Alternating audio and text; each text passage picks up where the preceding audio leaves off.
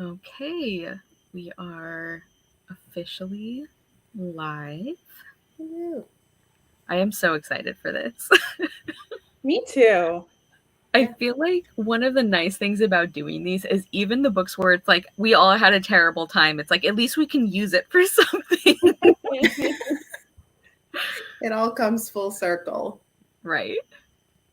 I was watching back some of our old videos, and one of the things I love is that we laugh a lot. But the other thing I realized is that I tend to laugh in the cadence of Squidward. I was like listening to myself giggle, and I'm like,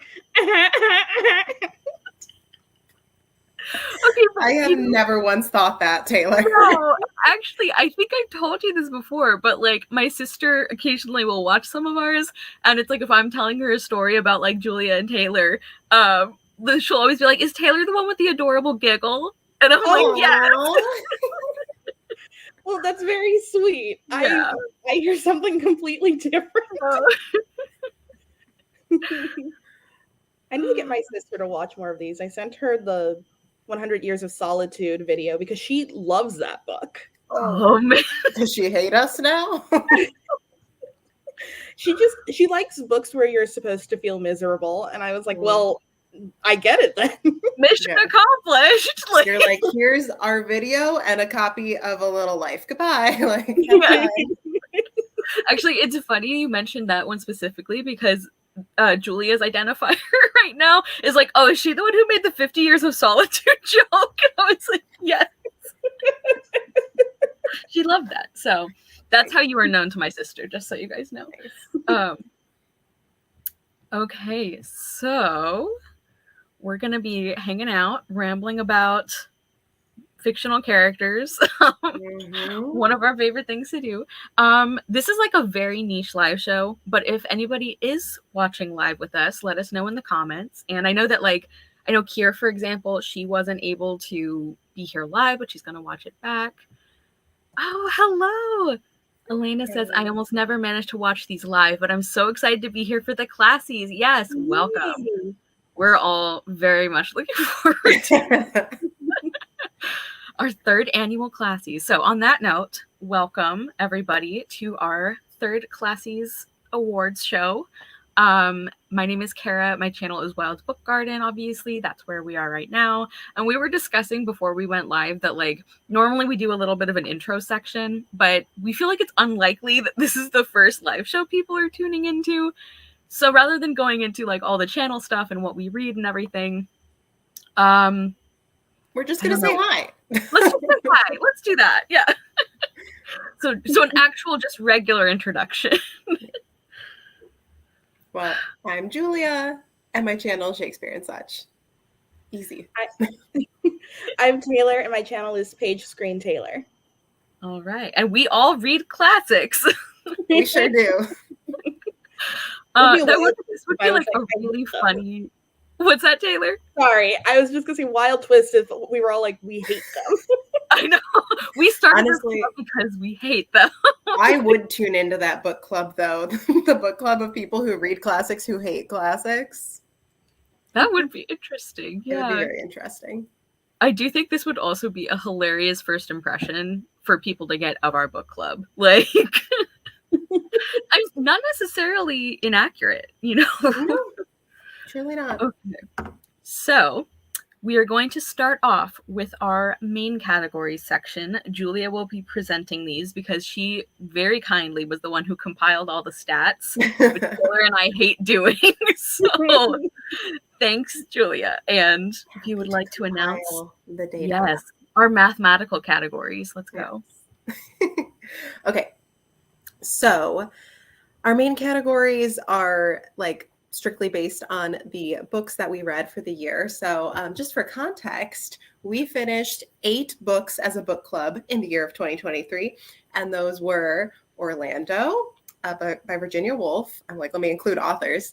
Women, Race, and Class by Angela Davis. The Pale Lady by Alexander Dumas. Poor Miss Finch by Wilkie Collins. A Room with a View by E.M. Forster. The Light Princess, and also The Day Boy and the Night Girl, both by George MacDonald, and The Blue Castle by Ella Montgomery. and I am impressed that I got all those authors from memory. I was like, I know these. I read them.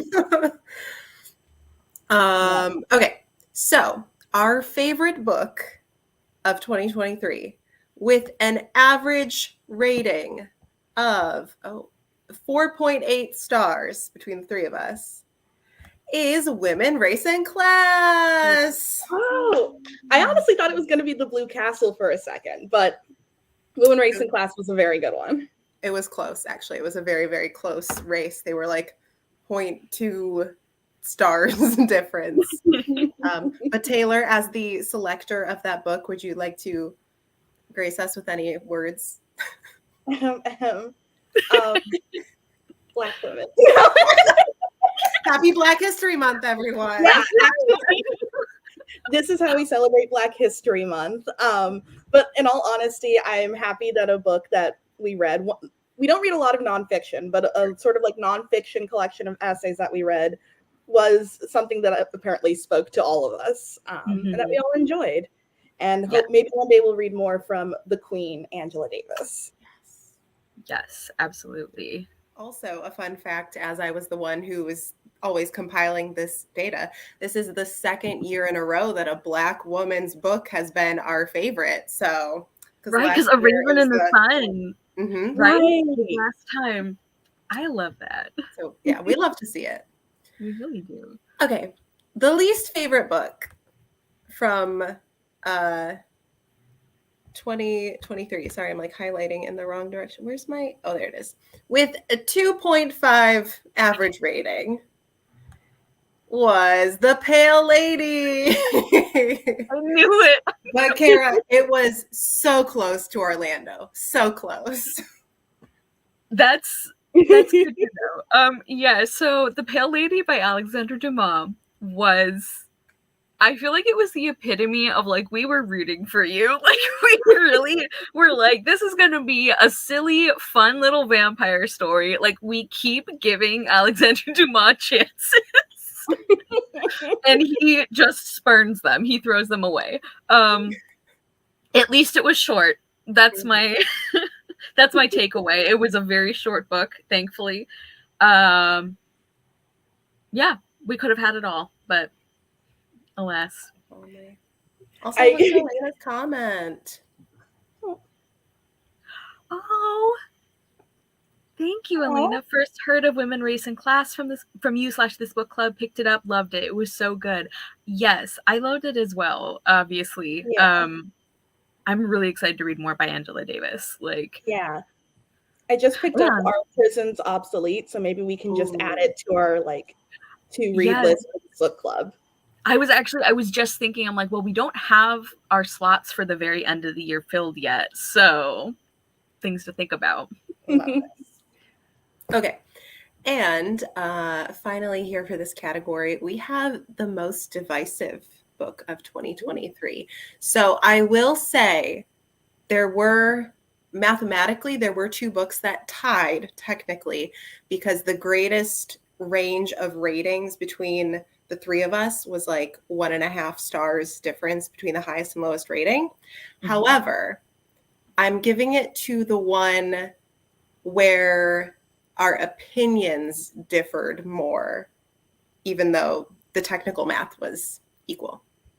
And this coveted award goes to poor Miss Finch. So technically, our ratings had an equal gap between this and A Room with a View in the exact same way, where I rated it 1.5 stars higher than both of you, which is like so specific. Yeah. But considering you guys gave it 2.5 stars and I gave it 4 stars, that feels like a world of difference to me. Yes. Hello, and hi, Nina. And in my defense, I would like to say I stand by my choice. That book was messy. And normally Taylor's the one who likes all the mess, but for once it was my mess and I loved it. Well, I didn't love it. I really enjoyed it. So well, that's good. No regrets. It also it had like one of your favorite tropes going for it, which like I can definitely like, that happens with me where I'm like, I know that I am enjoying this more because it is like specifically my thing. Yeah. Also, is this the third year in a row that we've each won one of those categories? It feels like it. Yeah, I feel love like that. I will say I went back to watch the Poor Miss Finch live show. It's a really good one. Oh, I bet. Not to brag about us guys, but we're really funny. We are. I genuinely love rewatching our live shows, and that's why it's dangerous for me to be the one to do all the stats, because like I'll just start listening to us and I'm like, oh, great point. Oh, you're so funny. Like, how droll. Yeah.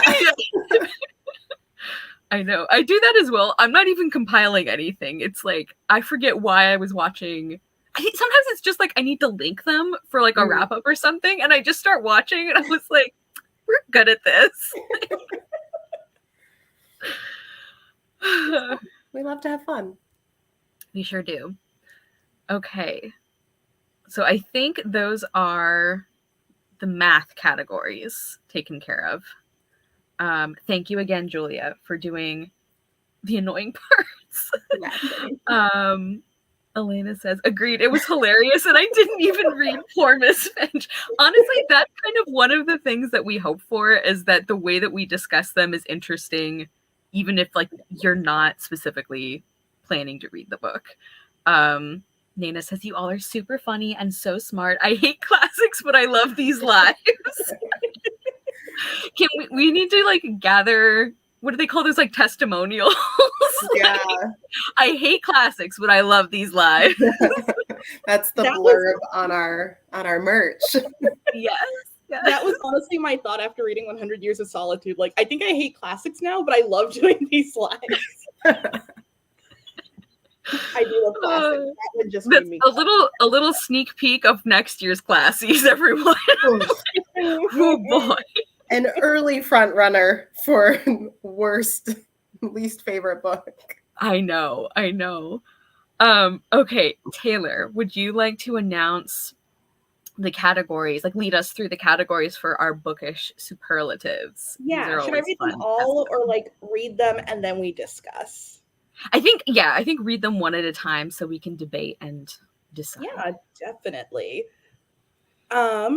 So our first one, which I think is a favorite for all of us, is Biggest Trash Man. You know, it's a good thing that 100 Years of Solitude is not in the running this year, because like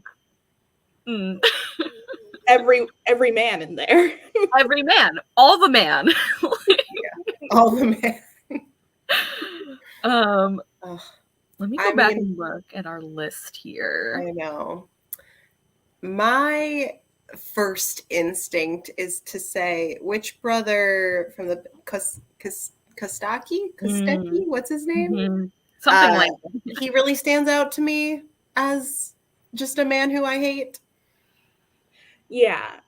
Kostaki for me, but also Nugent was one that I thought of from Poor Miss Finch. But I'm a Nugent apologist, so I can't fully agree. I hate him, but in the like Helga Pataki meme of like, I hate you, but I love you, but I hate you. I don't know that I'm as much a Nugent apologist as you are, Julia, but I have a soft spot for him because there's like a few like sections of that book where he is bringing the romantic pining, and I appreciate that. You know what? In terms of like trash man in its original usage as like the biggest fuckboy, my first thought is actually like Orlando at the beginning of the book. Because he's sort of like quintessential like toxic masculinity, I guess like more like regular garden variety misogyny. And I remember for that live show, I think all three of us are like, Orlando is so much more likable as a woman. This is true. That sounds like us. Yeah. Taylor's like, I don't recall, but I believe we would say that. Yeah. You're like, that sounds right. Yeah. So I think like, if as objective as you can be, I think the Pale Lady has to win for that one. But in terms of like what I feel in my soul, I think Orlando pissed me off more, maybe. Valid points. Yeah. Oh, I'm the one reading the category. I was just still thinking. Yeah, go for it. Number one book, Boyfriend. I do have a feeling we might be in agreement on this one. I think you're probably right. Now, can I remember his name? That was my exact issue. I was like, I love him. What's his name? Was it Barney? What's his name? Yeah, from the Blue Castle. Yeah, Barney from the Blue Castle. Love him. I'm so happy because like that's one of my favorite things about the book, and I've like read it so many times that I'm like, is this like emotional attachment because I've reread this so many times, or is he actually A+ fictional boyfriend material? So yeah. No, he's the perfect boyfriend. He's kind. He's got like the bad boy persona, but he doesn't really live up to it. He's rich. He's got a castle. He'll save your life from oncoming locomotives. He's rich. Oh, I forgot about that scene. He's your favorite writer. Like, yeah. Did you say he's rich twice? 3 times. No, 3 times. It's important. Not a mere 2 times. Oh, yeah. What a man. What a exemplary man. Yes. Yeah. Honestly, and no one even, and I gave A Room with a View 5 stars, and I still would not be like, but George, like, no. It's Barney. Yeah. We love Barney in this house. We had no choice but to stand. Exactly. So our next category is number one book bestie. Ooh. I mean, at the risk of being repetitive, I have to say Valency. Yeah. Like I love her, and I genuinely like she's one of those favorite characters for me where I'm like I genuinely think we would get along and be friends. So I feel like I have to go with Valency. Yeah. Yeah. I also agree.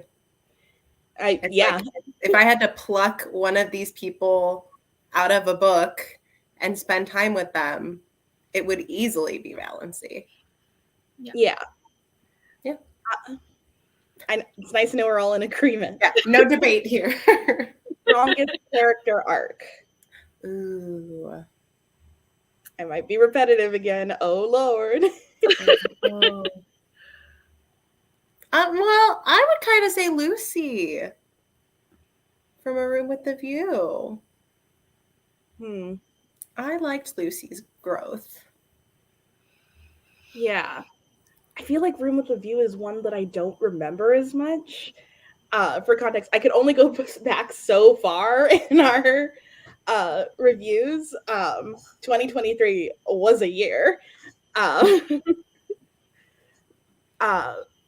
So I think I'm going to go with Valency because she's the freshest in my mind, but also I relate a lot to her character arc, but I do get what you mean with Lucy.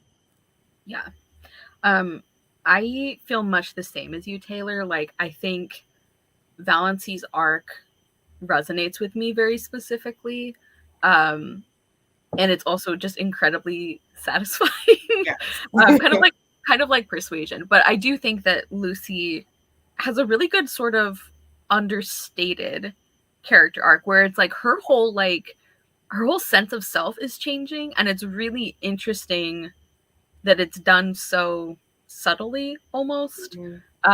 So I do think that's a good answer. The other one I was thinking of, because I'm like, should I say Valency again, or is that not really not really fair? But I actually was thinking about Orlando as well, and not like for the literally like character arc where you just change gender or sex spontaneously. Right. But another thing I remember from our live show is like I was very struck by how different Orlando's personality was, and how like maneuvering in the world as a woman just like led Orlando to just see things so differently, and not just to be like much more likable, but I think like what the story says thematically is like very, I don't know.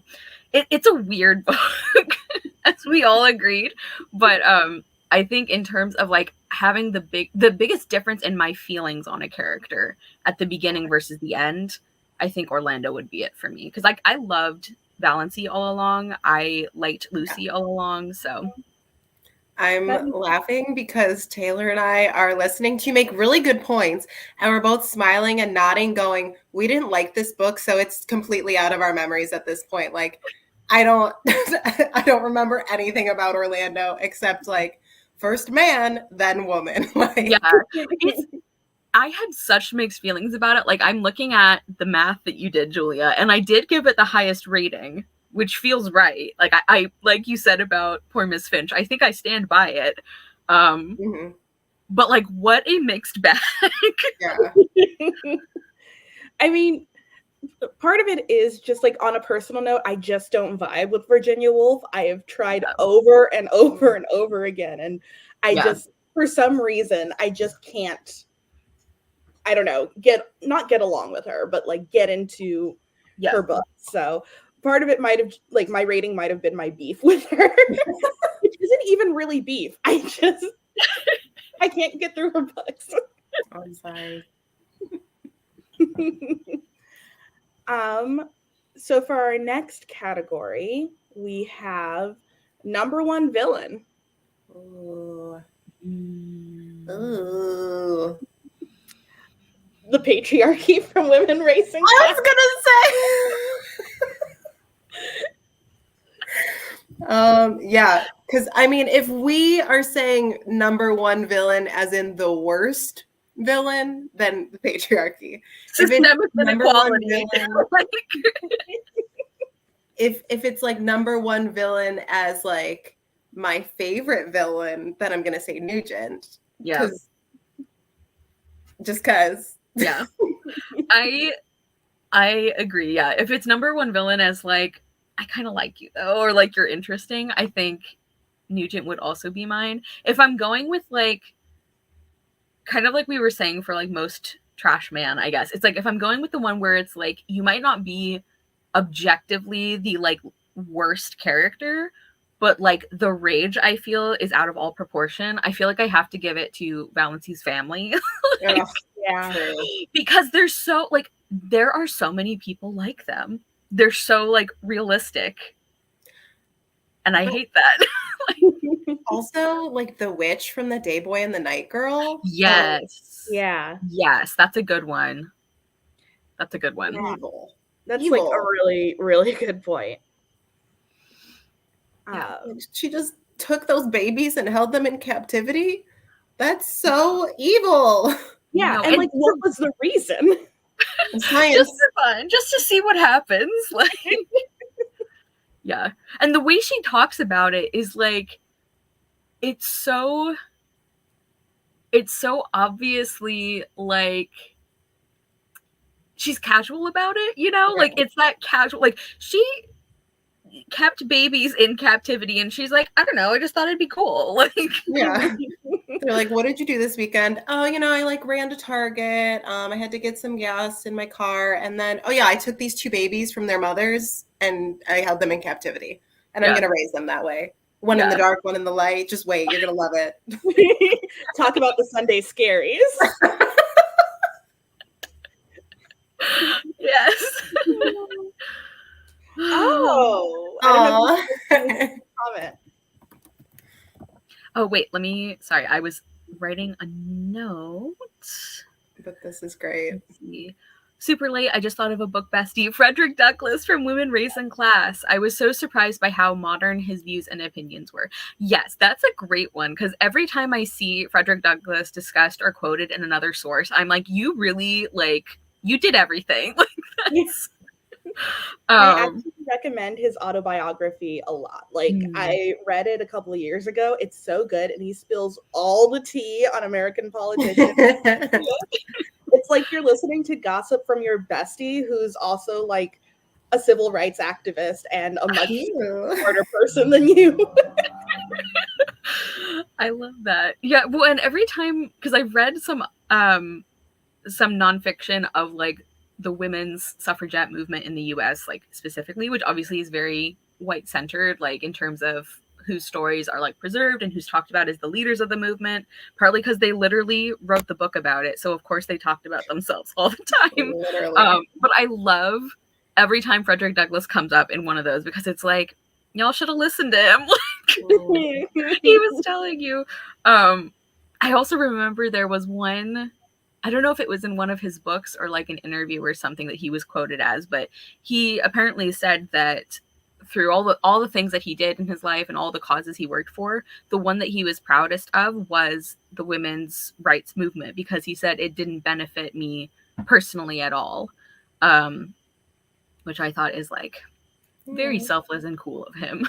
Yeah. Especially when white feminists did not return the favor. But anyway, I love Frederick Douglass as an answer for that, Elena. Unless we still have more to talk about, but cool. What is our favorite canon ship? I mean, it's still Barney and Valency, right? Right. I think my runner-up, though, would actually be Photogen and Nick Terrace from The Day Boy and the Night Girl, because, like, I was honestly surprised at how much I loved them together, and, like, the way that they would, like, support each other, and not in a way, like, even though Photogen starts out being like, well, I'm a man, so I'm the brave one and I have to help you, he's pretty immediately like, oh no, like I can't do this. And so like I love that it's such an equal relationship, and they also have some really beautiful like lines to each other. So I think they would be my second favorite. And actually, if I try and separate the Blue Castle from like how many times I've read and reread it, they might be almost tied. Oh, I feel like if The Day Boy and the Night Girl were a longer story that I like had more time to get invested in, I would feel equally strong about those two relationships. Yeah, because it is like really sweet the way it's written out and like how they help each other, and it's like wholesome, but it's also very romantic, you know, like the when we were reading quotes, and there's those ones about like how it's like near the end, and it's like, is it something about like she was his son now or something? And I'm yeah. Shakespearean over here. So what is our favorite non-canon ship? We really got to put the old thinking cap on. Yeah. This is funny because I'm immediately like, poor Miss Finch. Like, I think even though Nugent drove me up the wall, like, he did some things that are like really, really not cool. But in terms of like what I think would have been a really interesting relationship, especially compared to the canon one, I feel like poor Miss Finch should get like the fan fiction treatment, where it's like we fix some of the problematic stuff about Nugent. That would be my pick, I think. Add it to my list of classics that I need to like rewrite or like write a sequel or prequel to. Yeah. Or Miss Finch, but Nugent's version, if you will. And arguably, you know what? I could say the same thing about the Pale Lady, because it's the same exact trope.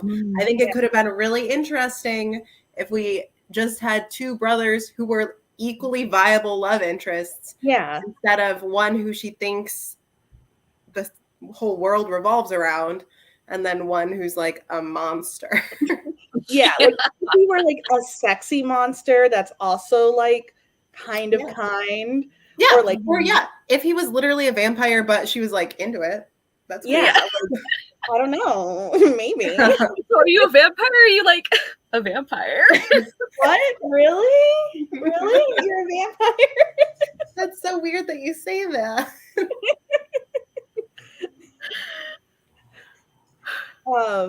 Yeah, I do like the idea of like the main character from the Pale Lady and the like sexy evil brother together, because I also feel like it would be interesting if she at least liked him. It'd be nice if we had. I'm sorry, what, Taylor? Oh, the one she ended up with was such a nothing guy. He was like, it would be really nice if either of the men had personality. I mean, in all fairness, the main character as well. True. If anyone had a personality, that would have been great. So our final superlative from this category is favorite crossover ship, which I think is such a fun category. Yes. I like how we're all reacting to these categories like we've never heard them before. Like, that's a good one. Well, I didn't think about it with these books. I know. But yeah, we are like, our minds, so powerful. Yeah. Crossover ship. I don't know why, but I kind of want to say any combination of characters between the Pale Lady and Poor Miss Finch. I don't know why. Ooh. Maybe because they both had like potential for the relationships. And what I feel like was very little payoff. So like I honestly, any combination pretty much. Like I feel like it'd be really interesting to see the main character of Poor Miss Finch with the vampire if he had like a personality and obviously like wasn't a horrible person. I don't know why I feel like that would be interesting, but I do. Yeah. I think also Sissy from the Blue Castle and like maybe the Safe brother. That way she can have like a safe man to take care of her who also has a castle. Again, as long as he has a castle. Yes, I ship Sissy with Joy. Like, yeah. Aww. I wonder if any of you guys ship like Orlando with anyone, because I think Orlando is like very interesting considering he's like, or they're like a pretty different person throughout the book, literally and figuratively. Yeah. That's a good question, Taylor.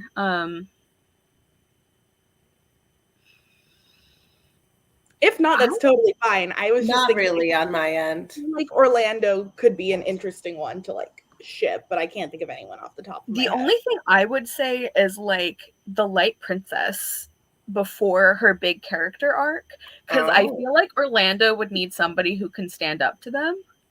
Yeah. So like that's kind of what came to mind for me, is I think that would be fascinating. But I also like I love the Light Princess, like her character arc and like her relationship with the prince, who I keep wanting to call Digby because that's his name in the musical, which I love. So like I ship their canon ship, but if I had to pick somebody for Orlando, I feel like she would be an interesting one. Yeah, I also feel like Orlando would be able to stand up to someone asking them to literally plug like the lake or something. Yeah, that's right, because Orlando's immortal. Yeah. So that's it for our book superlatives. I don't know who's announcing member superlatives. So. I am, because it's more math. Thank you, math queen. Yes, and again, a quick 3 little categories for us here.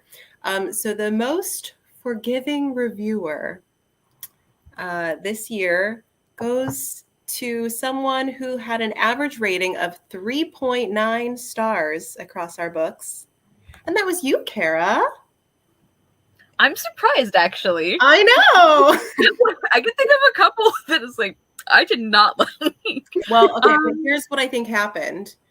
I think you liked Orlando best out of the 3 of us, and the ratings are skewed in your favor because you had 2 George MacDonalds. That's true. I think that is what happened. Well, I think that's a cool thing to win. I feel like in the years we've done this, I've either been harshest or most forgiving. It's like I'm never in the middle. I have strong feelings about all the books we pick. Yeah, but I love that. I also wonder how much of it is because there were a few that we reread, or that were rereads for me. Like The Blue Castle wasn't my book selection, but like it's a favorite book of mine. So obviously that was gonna bump my ratings up. But yeah, I will accept this crown. Thank you. Congratulations. Yes. Our harshest critic of the year, with an average rating of 3.5 stars across all the books, so not a huge distance, but still, is Taylor. Wow, I don't think I've ever gotten that award before. You were in your villain era in 2023.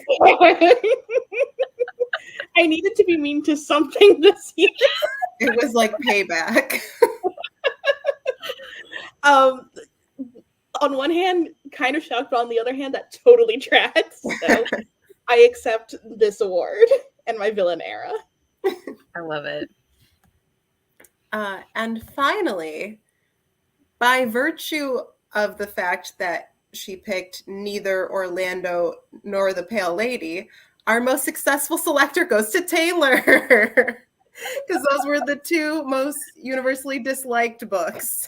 And you picked neither. I think you picked the two most universally loved, right? Because Women, Race, and Class. And was the Blue Castle yours as well? No, Blue Castle was Julia's. Oh, that was Julia. Okay. But that's so funny because did I not continue to take credit for A Room with a View? I was like, yeah, I'm so glad I picked it. No, I didn't. That was Taylor. During Black History Month, Julia.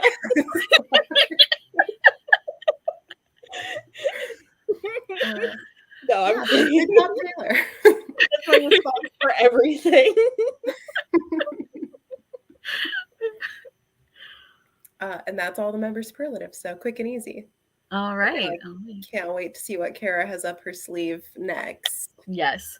Okay, so for our fun little sort of game section, because we actually had fewer books to pull from this time, I sort of I did a little bonus round. So I have just a few this or that questions, and then I have our most likely to section where we decide which of the three of us is most likely to do this particular literary scenario.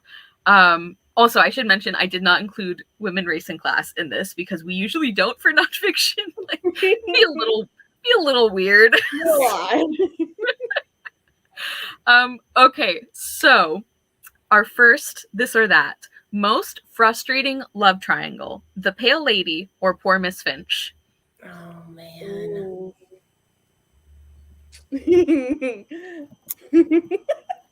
think I'm going to go with Poor Miss Finch, just because there's more of it. Yeah. Oh.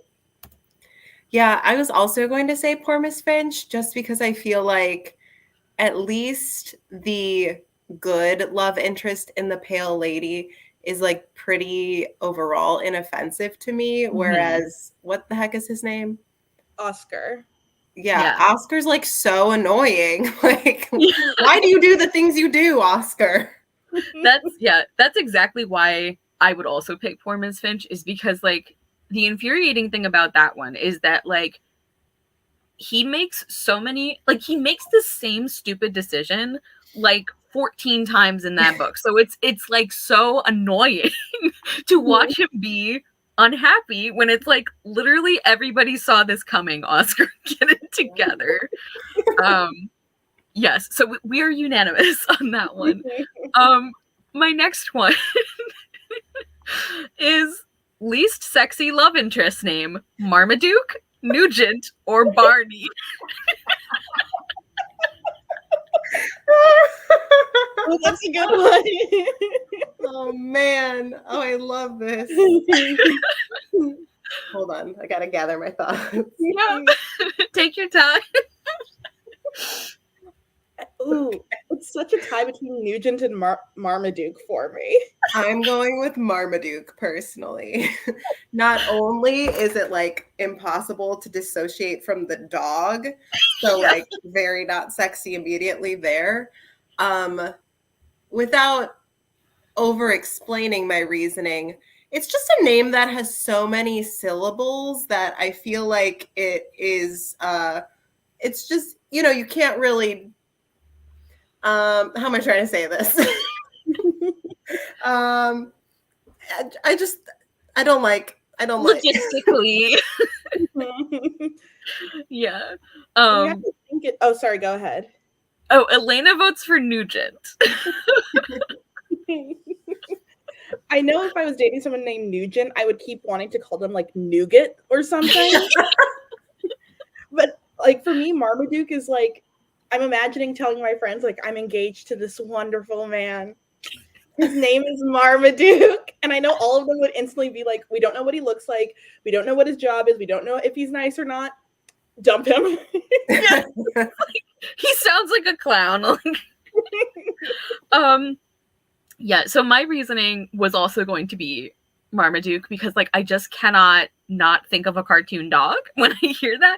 And also because I'm pretty sure that in Orlando it's not just like, oh, in passing the love interest name is Marmaduke, but like the Orlando specifically is like, this is such a sexy name. And I'm like, are you sure about that?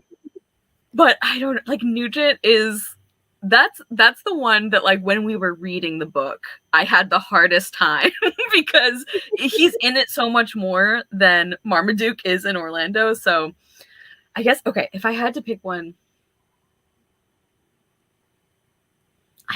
I think I might have to stick with Marmaduke. It's just so silly.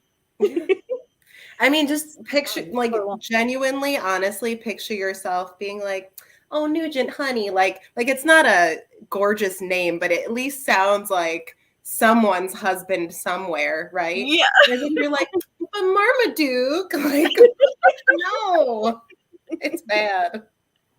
Spit that out, Marmaduke. Marmaduke, what do you have? Put it down. Drop it.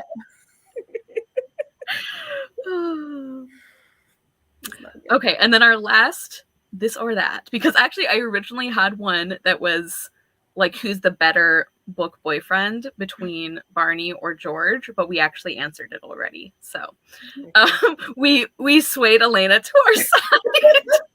Team Marmaduke. Oh, it is interesting because like I think for all of us, a huge part of it is just the cultural like context of that cartoon. So I wonder, I bet like probably if people didn't grow up knowing about that, maybe their answer would be different. But you could just as easily argue that we all probably grew up watching Barney and none of us chose Barney because I'm like, I think of a dinosaur. Like I can get around Barney for some reason. I don't know why. We also love him as a character and as a love interest. So I wonder if we all kind of subconsciously are like, you get extra points. It's fine. Like I think like in the grand scheme of things, Barney is not as bad. Just it's like not, yeah. I could find a kid nowadays whose name is Barney, and I'm sure they're doing well. But if you have a kid named Nugent or Marmaduke, they are struggling. They're suffering. Your child is being bullied, okay? And by me. Oh, see, my theory is perhaps correct. Elena doesn't know that cartoon, so that could also influence. Okay. Okay, so our last this or that is a little bit less silly, and I'm just curious. I know it's hard because one of them is a lot shorter than the other. Wait, Taylor and I are both laughing at Dana's comment before we move on. I don't know any Marmaduke, but that's definitely not the Past It Classics crowd unanimously agrees. It sounds like a bird with a weird beak. I think there's a Marmaduke in my yard. I agree.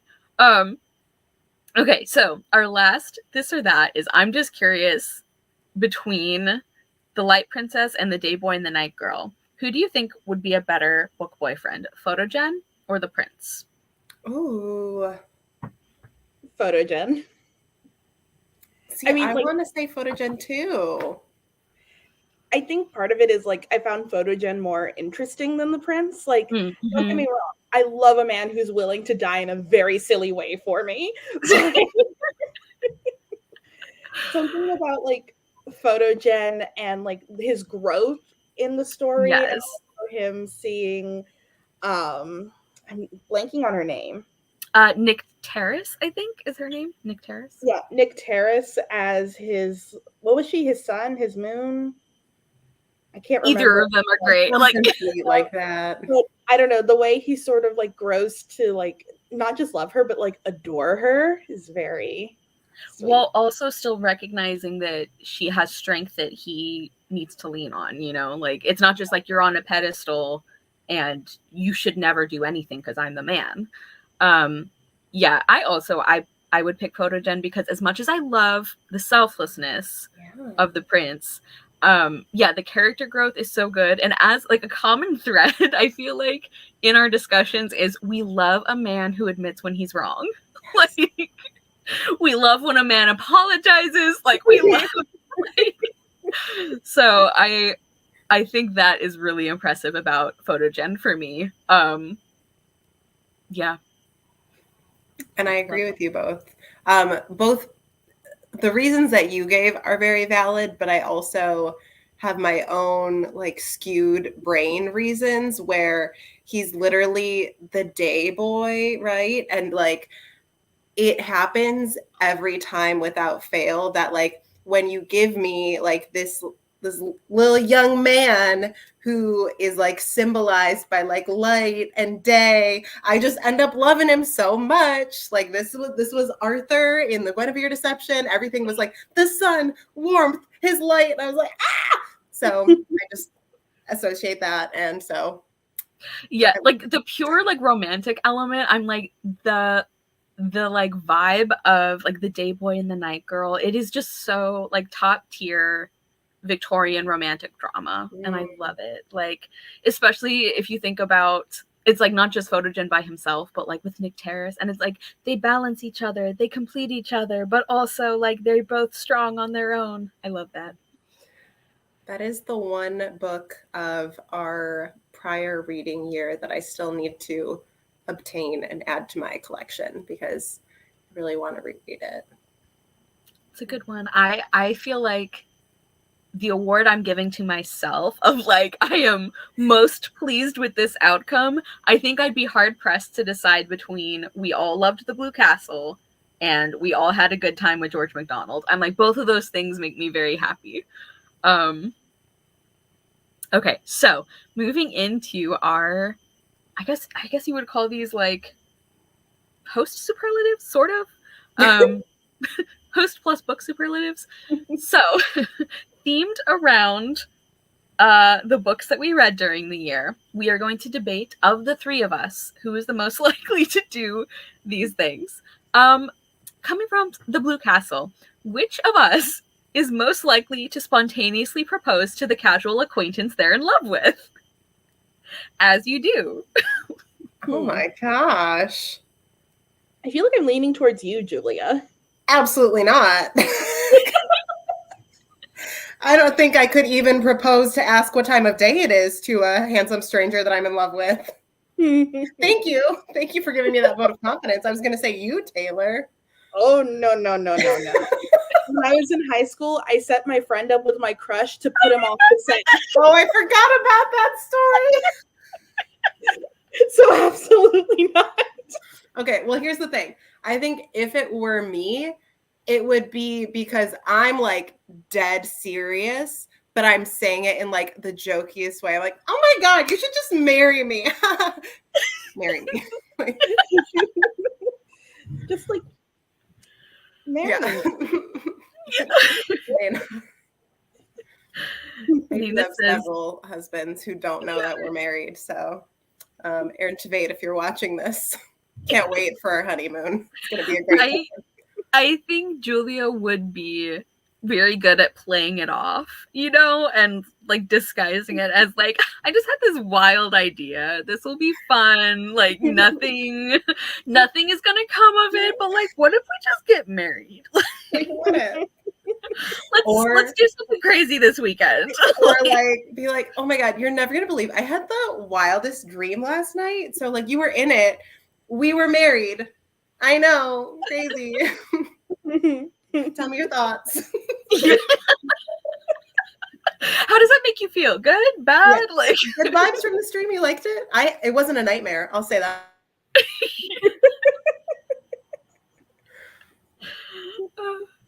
Well, yeah. So I would vote with Julia for this analysis.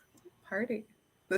I'm gonna have like a new personality after this. I'm gonna be like, actually, I am this confident. Thanks, Lindsay. Okay. Honestly, that's what happened. I don't even remember which live show it was. Like, I did not realize how stubborn of a person I am about specific things until we were answering these, and I'm like, oh.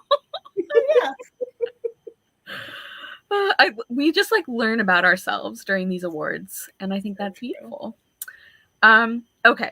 For Orlando, some of these were like tricky to come up with. But for Orlando, which of the three of us would be most likely to just casually hang out with royalty? Because Orlando does that a lot in the book. Like, it's no big thing.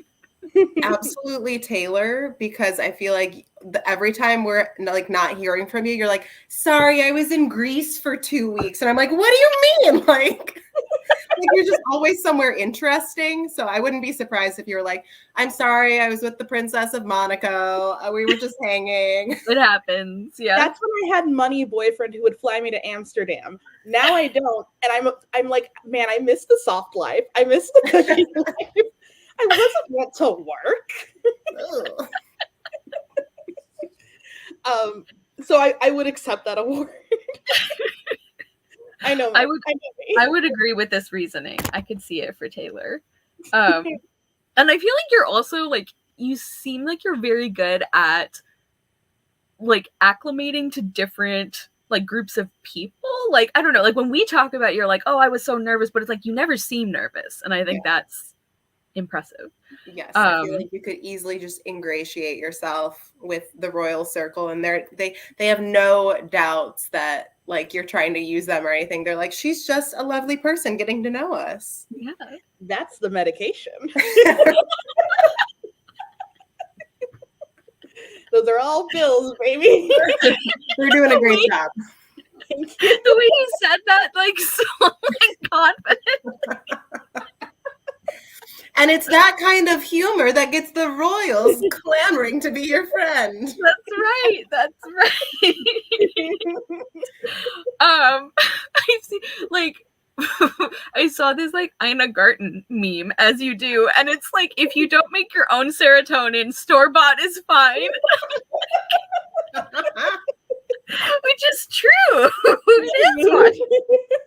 It'll do it. Okay. I think it's pretty obvious what this one is themed on. Most likely to accidentally date a vampire. Ooh. Ooh.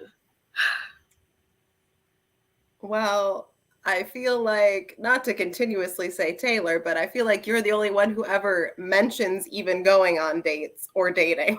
So. Okay, that was not part of the reasoning, Julia, but I'm just saying. Practically speaking, that's probably true. I would probably be on Bumble and accidentally just swipe left on a vampire unbeknownst to me. Mm-hmm. God, if I swipe left on a Bumble, I would pay for premium to do the rewind thing so I can swipe right on him instead. I do love me a monster boyfriend. That's true. That's true. Yeah, I could see. I could also see you, Julia, honestly. Because I'm so pale. I never go outside. I like darkness. do you know that video of like the news lady where it's like I think they didn't know the camera was on. And so she goes, I'm so pale. And the other newscaster's like, you're on air. Yeah. Oh no. I mean, I lead a lifestyle that would be very easily what's the word I'm looking for? Easily adaptable to having a vampire boyfriend. I do too. I hate going places. This is one of the ones I'm like, I think I could be convinced for any of us. Yeah.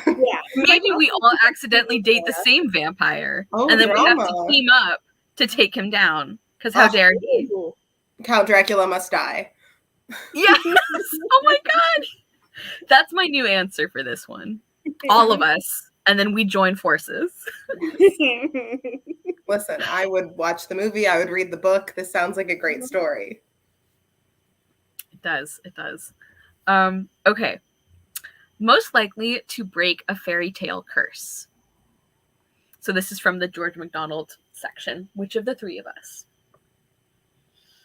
Doesn't have to, like, I wasn't thinking specifically from either of the stories, just like in general. If you had to pick one of the three of us. I'm going to say, and not just because it's George MacDonald, I instantly want to say you, Kara, because I feel like you have like you're so well versed in fairy tale lore that you would like end up in that situation and you would instantly be like, that guy seems shady. That's definitely a magical object. Like, we're going to team up. I trust you. And you would just like get to the bottom of it immediately. That was literally what I was going to say, Julia, with the exact same logic. I feel like you keep your head in really weird scenarios, and you read so much that you'd be aware of like all these tropes. Like, I'm not touching that cursed object, or like, that's a witch. I love that. I will happily accept this award. Yeah. That's great. I'm so proud of myself for this hypothetical like situation. And I'd be like, I have trained for this my whole life. Like, I mean, you're literally like, you're the person in a portal fantasy who knows exactly what's going on, and you're like not thrown off. You're like, oh, okay, so this is not a dream. Like, I'm with it, and I'm gonna get to the bottom of this. Yeah. I love that. I think that's probably true. Okay. Weirdly, I had a really hard time with the one for a room with a view, but the one I came up with, if we have a better one, let's do that. But I just said most likely to just pick up and move to Italy. Oh, I was like, most likely to witness a murder. I know. Okay, that's what I kept thinking of, and I'm like, I can't do that. Even worse is like most likely to have a murder as a meet cute, and I'm like, I can't. No, because that was wrong, George or E.M. Foster. I mean, I would love to go with another 3-way tie for this one, because then we could all just be in Italy together vibing, and that would be great. Yeah. Italy has so much that we love. It has delicious food. It has beautiful things to see. It has attractive people. It has many Shakespearean settings. So overall, it sounds like our perfect place to live. That's true. Wasn't there one of the previous superlatives where it was like we all start the same bookstore together or something? I feel like this would be like that. Yeah. Oh, yeah. Past a Classics road trip. We could bring back those like influencer houses, but we'll be the Past Classics house. Yes. This is the Classics cottage. Hey. Or just drinking wine and reading books. Eat lots of spaghetti. Mm-hmm. Okay. Sorry, I have like something in my eye, so if I'm watering, it's not like crying from emotion, although it could be.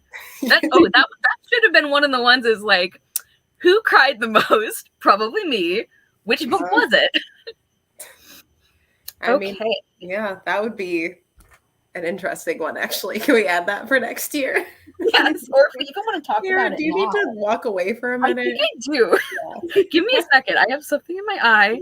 Yeah. Discuss categories amongst yourselves. We'll check on your eyeballs. Oh, man. I was wondering if the same thing happened to Kara that happened to me, where like I took a drink of water, and you know when like you tilt the cup or water bottle back, and for some reason it just plummets and splashes back out at you. Yes. So it splashed back out right under my eye, and I was like, I'm not crying. I just don't know how to drink water. Oh my gosh. I mean, I've been there too. I'm honestly gonna put it under the member superlatives. I'm gonna put most emotional. That way next year we can debate about who cried the most. That's a good idea. It's probably one of you. It'll be one of you two. It's so hard to get me to cry. I agree. Kara and I are little babies. And I don't know if she feels the same, but not only am I usually pretty easy to make cry, but I love to cry. So if your book makes me cry, I'm going to like it more, because to me, I'm like, you've done a really good job of storytelling because you made me feel like I should be crying at this fake scenario. Mm-hmm. So then I'm like rating it higher, and it's a whole snowball effect. I think like I definitely tend to rate higher books that make me cry, usually that like get me that emotional. But this is a weird thing where like if somebody's recommending a book to me and they're like, oh, I cried so much, then I'm like, I don't want to read this yet. Like, even though I know that it's probably going to be a book I enjoy. And it's not like like I cry often enough at books, especially that it's like that shouldn't deter me. Mm-hmm. But it does for some reason. So okay. Thank you for the little break, everybody. It was not a water bottle. It was just, I think I must have just gotten like, I don't know, maybe it was mascara that my eyes were like, why do you do this to us? Stop it. It is like mascara more than any other eye makeup that like for some reason when it gets in your eye, your eyeball's like, this is wrong. Get it away. Yeah. Like, yes. I also think it's hilarious, like, so our eyelashes are to keep stuff out of our eye. And so I'm picturing, it's like our body is like, why are you doing this? This is the exact opposite of our job.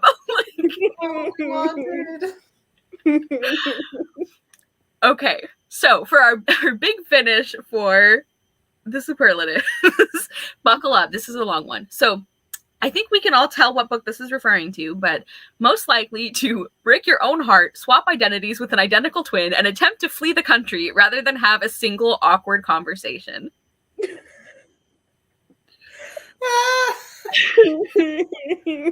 Oh, man.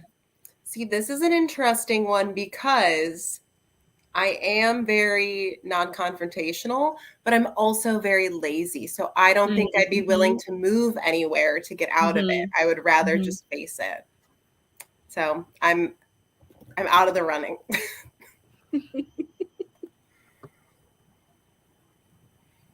I'm tempted to say Taylor. Not because I think she's the most conflict averse, but because like I am though. I could see you following through on something. Like you're like, well, this is happening now. Like I've already decided. I guess I just have to, go into witness protection and move to another country because I don't want to have this conversation. Like, literally, I could set up my friend. What's that, Taylor? Literally me when I set up my friend with the guy I exactly. Like. I feel like we have like evidence to back this one up. He'll never catch on now. Yeah. And I feel like you're a very like thorough person too. So you're like, not only will I do this, but I will continue to do these other steps to make sure I follow through. And here you are in another country, away from the person you loved. You're like, nailed it.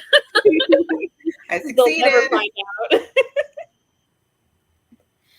Okay, so that's like all the game section I have. I guess these are more like we could think about adding these categories for next year, but if we want to answer them now, I just had two things that I thought it'd be fun to talk about. What was our biggest surprise for each of us of the books that we read? And also, I feel like we might all have the same answer, but saddest character death. Oh.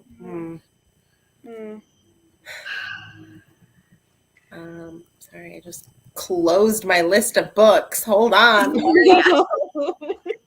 I'll say for the character death one, it's like easily it has to be Sissy. Like every time I read that book, I sob. And it's also like it's obviously sad crying, but also like happy in a way because she finally has gotten like when she talks about getting to see her baby again, and then also like just having Valency there as a friend, because she says she's like, I don't need somebody to take care of me, I just want someone to be with me, and I like lose it every single time. Like I've read that book over and over, and every time I get to that part, it's like I have no idea what's coming. I'm just like tears. Yeah, Sissy's death really like broke me up. It's Sissy for sure. Yeah. Yeah. And the other category, Kara, was biggest surprise. Yeah. And is that surprise in the positive or negative? I was thinking positive, but if we want to do one for each, that could be fun. So like one where you're like, I was expecting better, and then one where it's like you maybe weren't expecting to enjoy it as much as you did. Okay. Well, in the positive, I would say I didn't expect to enjoy Women, Race, and Class as much as I did. So I read a lot of nonfiction, but through audiobook because like When I read it physically, my eyes just glaze over because I'm like, facts, who needs them? But Women, Race, and Class, like, I'm pretty sure I read the entire physical book. It like just captivated me, and I really, really enjoyed it. Like, I knew it was going to be good, but I just didn't realize that I was going to like reading it as much as I did. Yeah, like I saw somebody review it recently who like really liked it, but they said that the writing was a little dry or something, and I was surprised. Like, I did not feel like it was. Like, it's definitely not like narrative nonfiction, but I don't think it's trying to be. Like, I don't think I don't know. Yeah, I agree. I think it was like very readable despite having so much information in it. So true. I think my biggest surprise for the negative would probably be Orlando, just because, I mean, I'm the one who picked it, so I was hoping to like it, right? And I was just bummed that not only did I not really enjoy reading it, but I also just didn't really get it. Like, it was almost, it's certainly not as offensive to me as 100 Years of Solitude, but like it was the same sort of thing where I was like, I think you're really trying to say something, but I can't understand what you're trying to get me to understand from this book. And like, that's a frustrating reading experience for me. Yeah. I think this is funny. So my positive surprise, because we read a lot of ones this year where I'm like, well, I knew I was gonna love this. Like even The Day Boy and the Night Girl is like, I hadn't read it before, but I knew I was gonna really enjoy it. So even though I loved it even more than I was expecting to, that doesn't feel like as significant of a surprise to me. I think my most positive surprise is Orlando, only because I thought I was going to absolutely hate it. Like, I thought it was going to be unbearable, like Save Me the Waltz levels of like, get me out of here. And by comparison, it wasn't. Like, it's not one I loved. I think I gave it like 3.5 or 3.75, but you did give it 3. There were just so many more things where I'm like, oh, this is like a good scene, or like this is an interesting idea. Like, there were big chunks that I didn't like, but compared to thinking that it was going to be like a 1 star, like especially for the writing, I was very concerned because I knew Virginia Woolf's writing is dense. I hadn't read anything by her longer than an essay. I was very worried. And so then when I get to it and I'm like, oh, this is like old-fashioned classic writing dense. This isn't like postmodernism dense. So there were just like a lot of factors where I'm like, this is nowhere near like my favorite classic, but it's middling for me, and I thought it was going to be a dumpster fire. So there you have it. So there we go. Yeah. And then for negative surprise, I mean, I guess kind of The Pale Lady, just because I was like, oh, a vampire story, like that's going to be fun, even if I don't like this author. And it wasn't even fun. Like, it was nothing. Yeah. So I think that one, especially because like by this point now, I have read The Count of Monte Cristo, which I loved. So I know that I can enjoy things by Alexander Dumas. Yes. This just wasn't one of them. So those are my answers. I would also say like The Pale Lady. I think more so because I was expecting like a 4.5 or 5 out of 5 because I mean, Alexander Dumas had about a 50-50 for me. I love The Count of Monte Cristo, hated The Three Musketeers. Yeah. But also I love vampires. I love gothic fiction. And so I was really looking forward to it. And I gave it 3 out of 5, so I didn't dislike it as much as you guys, but it still wasn't like the amazing blow my mind sort of thing that I was expecting. It was just like, okay, there's a kiss of a vampire in here. Like one little, kiss of a vampire. You thought about a vampire while writing it. The LaCroix of a vampire. Vampire flavored LaCroix. That's a meme if there ever was one. Flavor on the can of LaCroix says The Pale Lady. Yeah, The Pale Lady is an interesting one still to me because as I was rewatching our live show to get Taylor's rating for it, I got to the part where I was like, I couldn't remember it, so I reread it before the live show. And the second time I read it, I had genuinely been thinking, like, the writing's not as bad as I remember. I'm like picking up on some more things the second time, like maybe I was too harsh. And then I did my like rating scale, and somehow it came out to the exact same rating. Like it was still 2.5 stars. Like I thought it got better, and it didn't. That's funny. I don't know what that means, but Yeah. it's not great. You disliked it independently twice. Okay. Did we all answer both versions? I don't think I have a good surprise because I because the books that I really loved the most this year were ones that I anticipated loving the most. Because Sarah had been building up A Room with a View for me for so long that I was like, if I don't love it, bad friend. Thank God I did. I picked The Blue Castle wanting to love it, so I did. Poor Miss Finch I picked and I enjoyed. Women, Race, and Class I hoped to enjoy and I did. George MacDonald I had hoped to enjoy and I did. So I'm just like, yeah, I wasn't surprised. I was like, oh, good. These were pleasant. Good. Okay. So I think we can go ahead, Taylor, if you want to announce our next few books. And then if we had any other, like I basically just threw in a couple of categories that you guys didn't know about. So if we want to do any of those sort of like off the cuff discussions at the end, I think that would be fun. But Taylor, go ahead and walk us through our next few months here. Yeah. So I think I'll do the next 3 live shows. But if you missed our January live show, that was 100 Years of Solitude by Gabriel Garcia Marquez. And you can find that on my channel. It's none of us had a good time reading the book, but we definitely had a good time ranting about it. It's a spicy one. With a past at classics first that we're not going to reveal, but yeah, we made history. So February we have Dr. Thorne by Anthony Trollope, so a return of old Mr. Trollope, and that'll be on Carol's channel. Old Mr. Trollope. Sounds like a great racehorse name.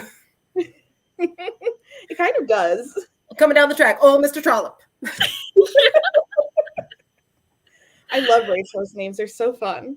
Oh my gosh, they are. Yeah. Our March pick will be The Phantom of the Opera by Gaston Leroux, and that'll be Julia. I'm really pumped. Phantom of the Opera is my favorite musical, so love Phantom. Yes. Wait, has anyone read Phantom already? I have. It was a while ago. I've read it a few times. I will say again, prepare yourself for the unnecessary racism and Orientalism. But other than that, there are a lot of things I enjoy about it. Yeah. I'm excited to get to it. The musical, it's not the best musical in the world, but hey. I was a Twilight kid growing up, and it was inevitable that Phantom of the Opera was going to be my favorite. I still unashamedly love Phantom, so Oh, I do too. I have like criticism. Like, yeah. And I feel like I've seen technically better musicals, but I'm also like, Phantom. But when you're in that theater and it's like the spectacle, the chandelier is falling on you, it's drama. So exciting. Oh, the drama and the messy romance. Yes, it's a good time. Also, the book is pretty significantly different from the musical in some ways. Yeah. So prepare for that as well. But sorry, I keep jumping into your... No, you're fine. What'd you say, Taylor? I've seen the Lon Chaney version, the silent film. Ooh. I need to watch that one still. It's, the silent version. Lon Chaney's great. Lon Chaney gives an amazing performance, but that's just what you expect. One of my sorry, I'll tell you. I'll say after. Sorry. No, go for it. I'm so sorry. I was just randomly reminded me of one of my favorite fun facts, which is one of the big reasons that Lon Chaney did so well in silent movies is that both of his parents were deaf. And so he was really, really good at facial expression and that kind of emoting. So anyway. Whoa, that's such a cool fact. Oh my God. I'm sorry to keep interrupting you. No, you're fine. Don't apologize. They're all like, you always have interesting things to say. And then the last one I'm going to announce, though we do have like more down the pipeline, but the last one I'm going to announce is our April pick. That'll be Slaughterhouse-Five by Kurt Vonnegut. That'll be on my channel. I don't know if any of you guys have ever read Vonnegut. I've read Cat's Cradle, which is good. Taylor, let me tell you right now, I went out of my way to pre-order the only cover of Slaughterhouse-Five that is palatable to my eyeballs. So if I hate this book, I'm going to be mad. I pre-ordered it. I think the only thing I've read by Kurt Vonnegut, is he the one who wrote Harrison Bergeron, which is a short story? And I actually really loved that one when I read it in high school. It like stands out as like basically the only dystopian I've read that I like enjoyed. So even though like I'm stressed about reading a full Vonnegut novel, because like I feel like when he's talked about, he's always like compared to other authors that I really don't like. But if he is the author of that short story that I'm thinking of, then like he is. Maybe it'll go well. So okay, cool. Well, we'll see then. It could go either way. I get the feeling that Vonnegut's a bit of a freak, but I think he's a freak in the way I like. So Okay. It's a little weirdo. Okay. Do with that what you will. I don't know what to do with that. So those are some of the upcoming months we've got down the Past It Classics pipeline. I am excited. I'm on the Wikipedia page for Harrison Bergeron, and I'm like, what is going on here? It's wild. It's a wild time, but it's short and I think way more effective than 1984. Ooh, spicy. I said what I said. Well, I also haven't read 1984, so I don't recommend it. I quite liked it, but I get why people don't like it. Oh no, wait, is it? Hold on. I will say I think it's a book like that I would recommend in terms of people keep invoking it without understanding what they mean. That's a good point. I would agree with that. Every time I hear like a conservative politician be like, you know, it's like 1984 here, and it's like, no, it's not. No, shut up. Yeah. What I was struggling to remember is if 1984 is the one that has a Julia in it. It is. Yeah. That's probably the only reason I would ever read it. Yeah. I get why people don't like it. I quite like it. And it angers me when people don't use it correctly. Yes. And I do also like looking back with a more clear-eyed than like when I was reading it and hating it in high school, which also I didn't like my teachers, so that could be part of it as well. But I will say that I think 1984 is one of those where it's like I think I need to respect what it did and why it's like important. And I will say there's like a couple scenes that I just think about all the time, and they're like not even important ones to the story. There's one that's like at the very, very beginning that has no impact on the plot or characters, but I think about it all the time. So like it does have an impact. Yeah. Not to play devil's advocate, but it does sound like a prime candidate for us to read because it is literally the synopsis of our book club. The ones we loved, the ones we hated, and the ones we never got to. I mean, it literally is all three. I'm just saying. I'm kind of tempted. Sorry, Kara. That's a good point. All right. So be it. If we need to, I'll do it. I might choose it for the October 2024 pick. Sorry. Well, this is a scary one. It's a little evil.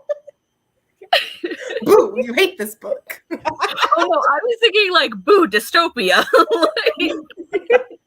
Not like you were just scared. My Halloween nightmare is having to read George Orwell again.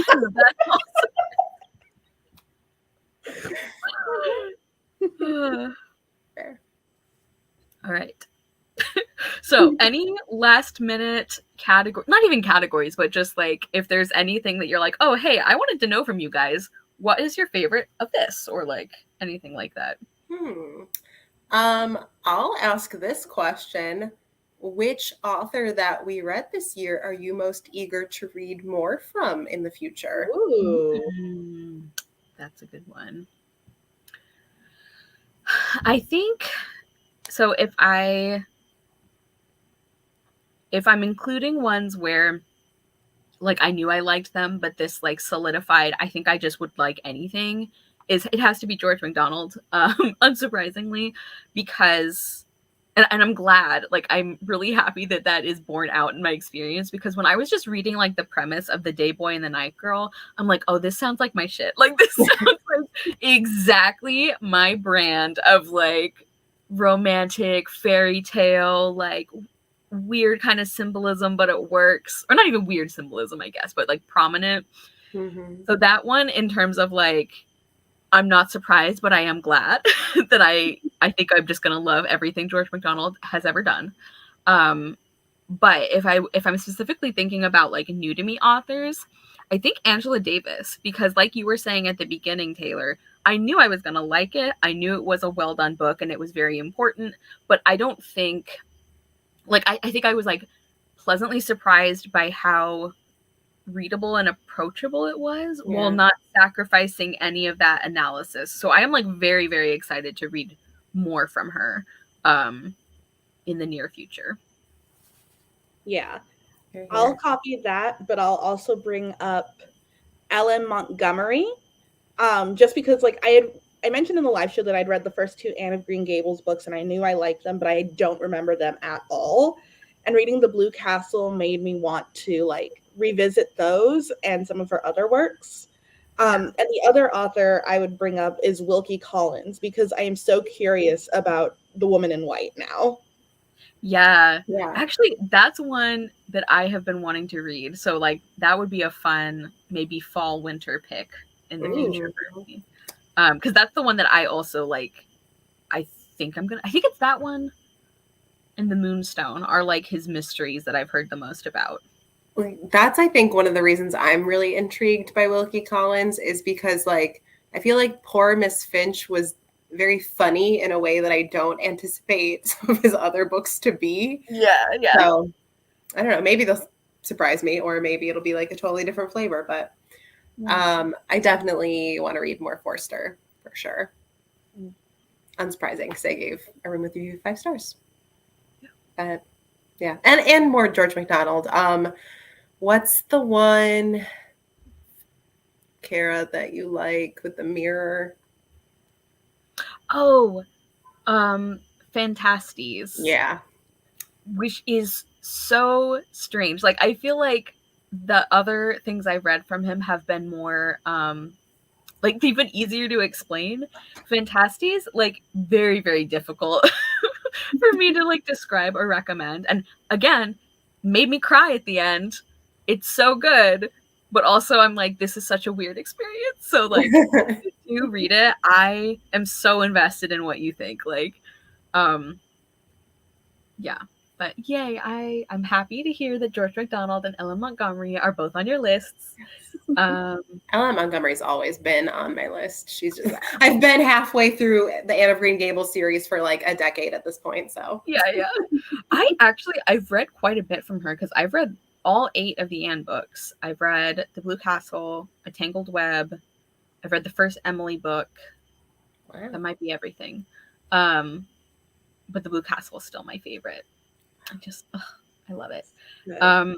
One thing that I did want to mention, and I don't know that this is like a feedback question, but something I was thinking about as we were talking through the whole thing is like the books where I feel like our discussion as we were discussing is like, you know what, maybe you're right. Because like I remember for A Room with the View, Taylor and I were more middling on it, but as we were sharing quotes, we had so many quotes. And I also kind of remember that happening with The Day Boy and the Night Girl, because I loved that one. And I think you guys preferred The Light Princess, if I remember correctly. But I feel like as we were I was mid on both, but then the more you talked about the Day Boy and the Night Girl, I was like, actually, I think this one's really good. I gave both 4 stars, but I think I like the Day Boy and the Night Girl a little bit more. Okay. Yeah, so I don't know if you guys had like any thoughts on that phenomenon or if you can think of other ones like that, but I always think that's cool where it's like I can feel as we're discussing it that it's like, oh yeah, like that actually. Because I think, Julia, you even said while we were sharing quotes, you're like, you guys both gave it 3.5 stars, but I'm just saying you're sharing a lot of quotes you love. Yeah.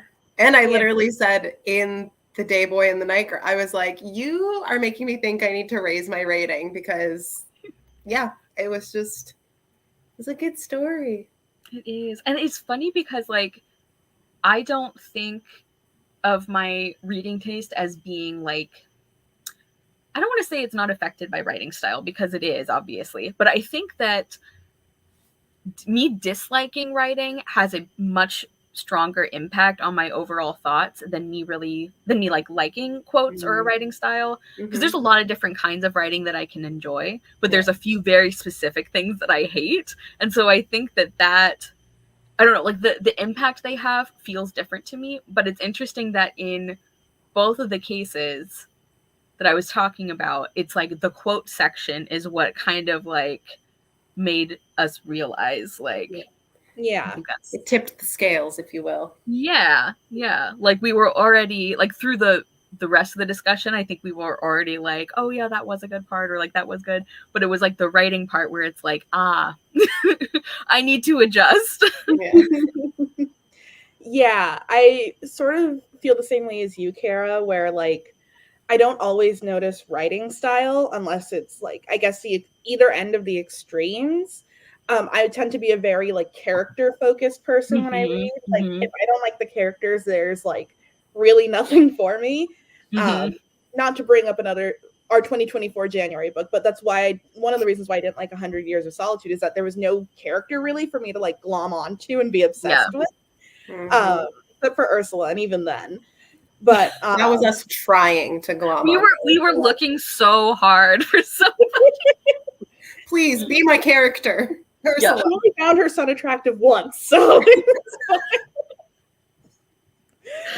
and she didn't act on it, thank God. Yeah. Which is that's the bar. That's the bar.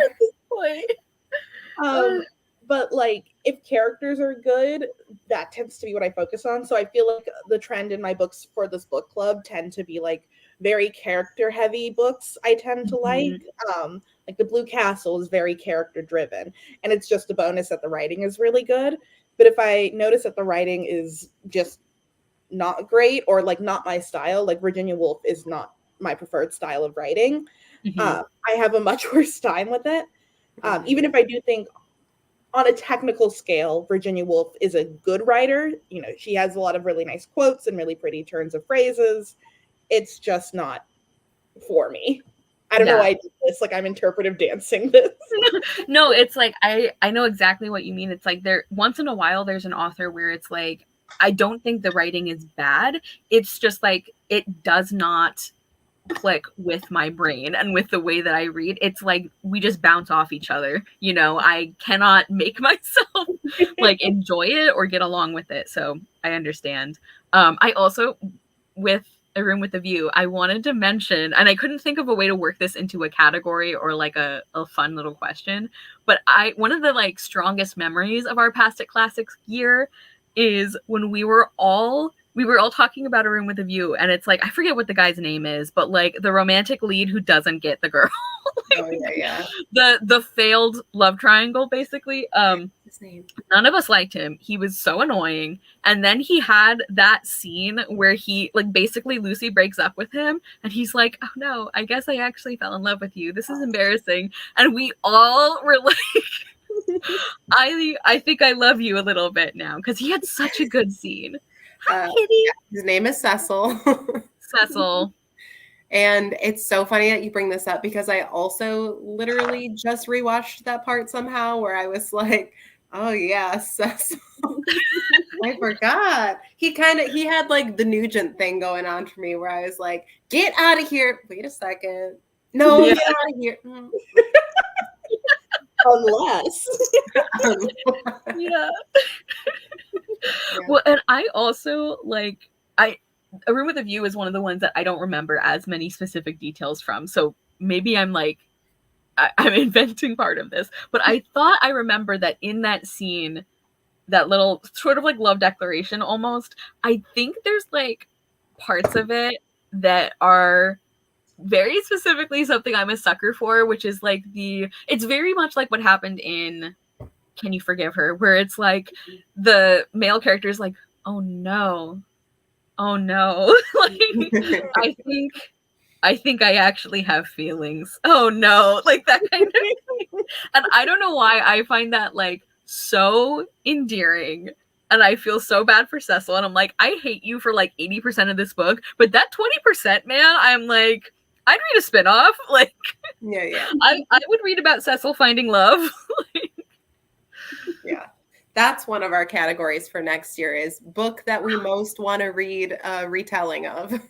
Ooh. Yes. That's a good one. Good category. Look Sorry at for this Benta baby. jumping in. Never apologize for close the door to my adorable. room, he would be screaming. Yes. He's like a little shadow. He's our Pasta Classics mascot, so. Yes. Yeah, Benta. He's so stinky. That's unfortunate. My boy has tummy problems. Oh, look at his sweet Daddy face, boy. though. Baby. Well, on that note, anything to add? Thank Yes, you. Elena also loves the kitty. I think that concludes our third annual Classies Awards. Thank you so much for those of you who are watching in the comments, and for contributing your votes, because I love hearing what people who have just kind of been like reading along with us think about some of these, because obviously sometimes the three of us agree on a category, but it's always fun to see what y'all think as well. Thank you for those of you who are watching this back later. We always appreciate that so much. Keep an eye on our Instagram account, because Julia is much better at keeping that up to date than I am with like the Twitter announcements.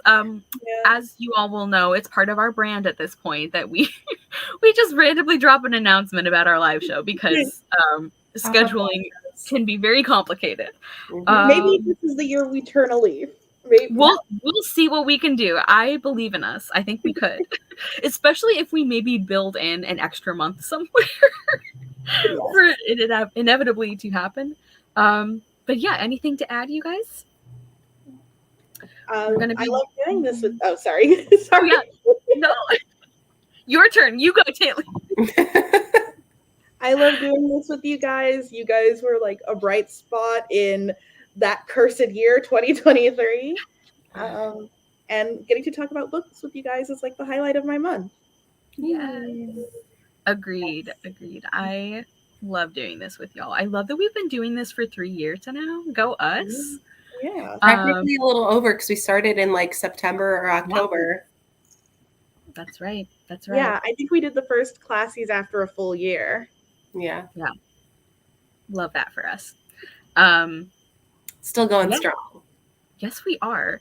And I love that we're still getting excited about adding new things to the list. You know, it's not like never stop feeling excited.